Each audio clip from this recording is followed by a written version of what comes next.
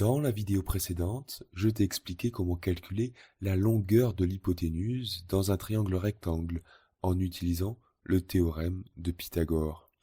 Aujourd'hui, je t'explique comment calculer une des deux autres longueurs.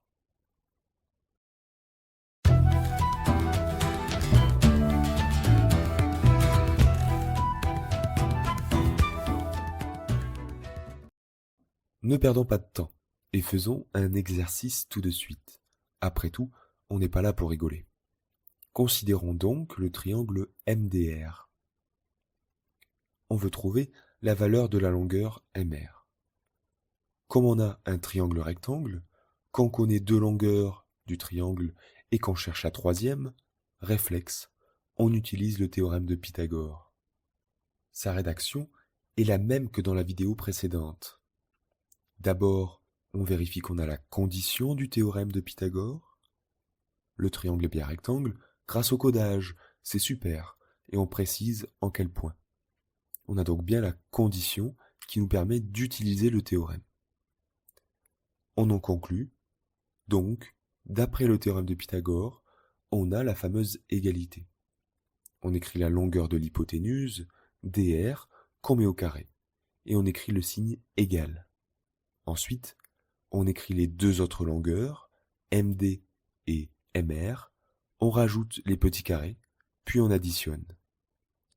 L'égalité est correcte, et on retrouve deux fois la lettre M dans la somme à droite. C'est normal. Le triangle est rectangle en M. De plus, remplacer le petit mot donc par le mot or ne change rien. À ce stade, on remplace les longueurs par les valeurs qu'on connaît en écrivant sur une nouvelle ligne. dr vaut 3,3 et md 2,1. Toutes les longueurs sont en mètres, il n'y a pas besoin de convertir dans une même unité. On obtient 3,3 au carré est égal à 2,1 au carré plus mr au carré. Jusqu'alors, rien n'a changé par rapport à la vidéo précédente. La rédaction et la méthode sont les mêmes. C'est à ce niveau-là que ça devient différent. Lorsqu'on voulait calculer la longueur de l'hypoténuse dans la vidéo précédente, souviens-toi, on calculait d'abord son carré, puis on se débarrassait du carré en prenant la racine carrée, puisque les deux s'annulent. On va faire pareil avec MR. On veut donc d'abord écrire MR au carré égale à quelque chose. Et à quoi? À 3,3 au carré moins 2,1 au carré. Mais pourquoi et comment faire pour s'en souvenir? Eh bien, on peut considérer notre égalité comme une égalité à trous. 3,3 au carré, c'est 2,1 au carré plus quelque chose, plus un nombre. Pas facile comme égalité à trous, certes, mais c'est le même principe pour n'importe quelle égalité à trous. Si on regarde l'égalité à trous, 20 égale à 7 plus quelque chose, le nombre qu'il faut écrire dans le trou, c'est 13, la différence des deux autres nombres, 20 moins 7. Donc, pour notre égalité, aussi, il faut faire la différence des deux autres nombres, et on obtient bien 3,3 au carré moins 2,1 au carré. Si par mégarde, tu inversais l'ordre des deux nombres en faisant 2,1 au carré moins 3,3 au carré, tu obtiendrais sur la calculatrice un nombre négatif. Comme cela correspond à la valeur de MR au carré, ce n'est pas un résultat possible. Un nombre au carré est en effet toujours positif, donc il faut faire la différence dans l'autre sens.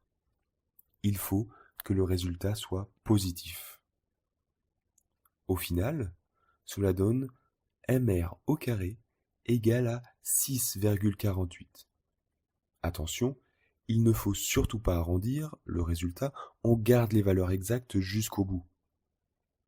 Pour finir, il reste à enlever le carré à MR au carré, puisqu'on veut MR. Donc, on met une racine carrée de chaque côté de l'égalité. À gauche, on obtient MR, c'est bien ce qu'on voulait. On écrit, pour terminer, le petit mot donc, et l'unité de la longueur. Ici, c'est en mètres.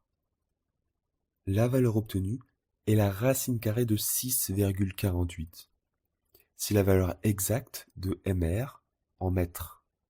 Si on la rentre dans la calculatrice, celle-ci donne une expression avec une autre racine. C'est une autre façon d'écrire la racine carrée de 6,48, mais l'expression affichée a la même valeur. Si on devait arrondir, par exemple au centième de mètre, on change l'affichage qui donne cette fois une valeur avec beaucoup de chiffres, donc très sûrement une valeur approchée. Tous les chiffres sont exacts, sauf éventuellement le dernier. Donc, MR est environ égal à 2,55 mètres. Petite remarque, on aurait aussi pu tout calculer d'un coup. Une fois l'expression de MR au carré obtenue, on prend la racine carrée sans calculer la valeur de MR au carré. Puis on calcule. On a d'abord la valeur exacte, l'expression de tout à l'heure, qu'il faut écrire, puis on arrondit.